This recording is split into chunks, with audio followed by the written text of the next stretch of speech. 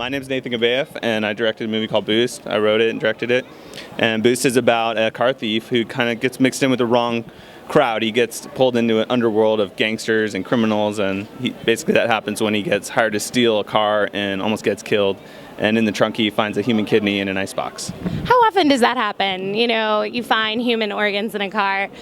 Yeah, right. Did you write the film? I did. I wrote the film, I wrote the screenplay, and I directed it and produced it with my producing partner.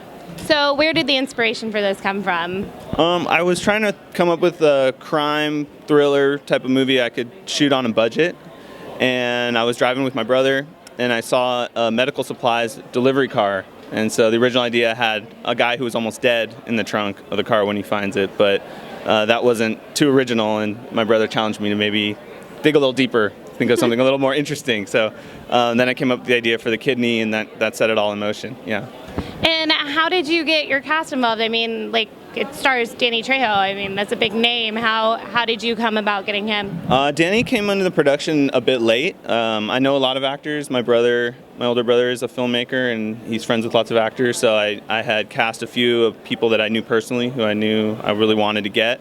And through the work of my producing partner and just getting the script to his people and really chasing him, he was always who I had in mind for the role that he ended up playing. So it was a big win for the production. It was something that it was a dream come true for us, because I always try to picture a really famous actor in every part that I write, and he was my guy, and then we got him. So yeah, that's how it happened. Well, it's great. Were there any struggles you had along the way?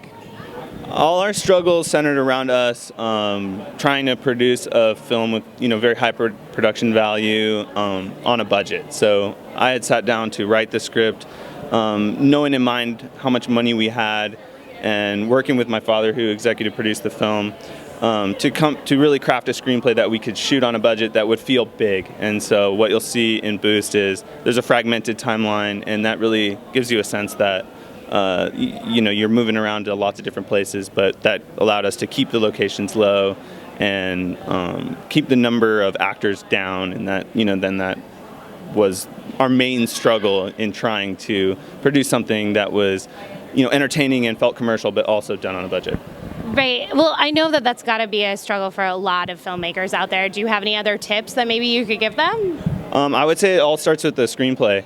I've written a lot of screenplays in my life leading up to directing Boost, and a lot of those movies cost millions and millions of dollars to make, and I slowly over time just started paring it down, tried to think a little smarter. And when you're actually trying to shoot something, it's a lot different than when you're just writing for pleasure and you can add in anything you want and you're not considering budget. So I would say, even as a writer on the screenplay, I was a producer first, crossing out ideas and scenes that were going to be too expensive to shoot. So my tip would be to think through how you are going to shoot every scene. Well, that's great advice.